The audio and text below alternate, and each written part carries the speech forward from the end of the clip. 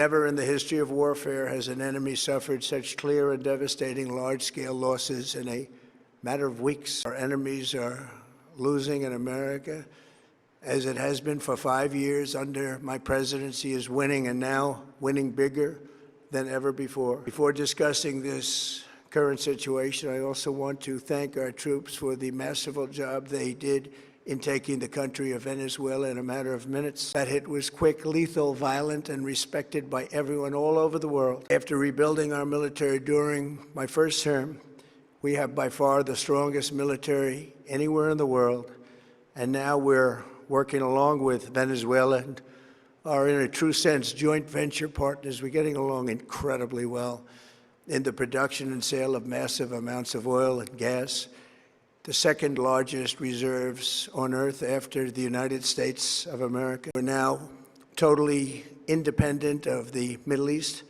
and yet we are there to help. Tonight, I want to provide an update on the tremendous progress our warriors have made in Iran and discuss why Operation Epic Fury is necessary for the safety of America and the security of the free world.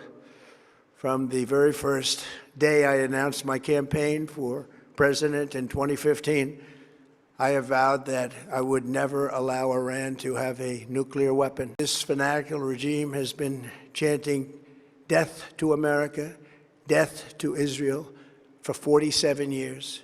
Their proxies were behind the murder of 241 Americans in the Marine barracks bombing in Beirut, the slaughter of hundreds of our service members with roadside bombs. They were involved in the attack on the USS Cole, and they carried out the countless other heinous acts, including the just horrible, bloody atrocities of October 7th in Israel, something that most people have never seen anything like it. This murderous regime also recently killed 45,000 of their own people who were protesting in Iran. 45,000 dead. For these terrorists to have nuclear weapons would be an intolerable threat. The most violent and thuggish regime on earth would be free to carry out their campaigns of terror, coercion, conquest, and mass murder from behind a nuclear shield. I will never let that happen, and neither should any of our past presidents. This situation has been going on for 47 years and should have been handled long before I arrived in office. First, and perhaps most importantly, I killed General Qasem Soleimani in my first term. He was an evil genius, brilliant person, a horrible human being, however, the father of the roadside bomb, and he lived just horrible what he did. And then, very importantly, I terminated Barack Hussein Obama's Iran nuclear deal, a disaster.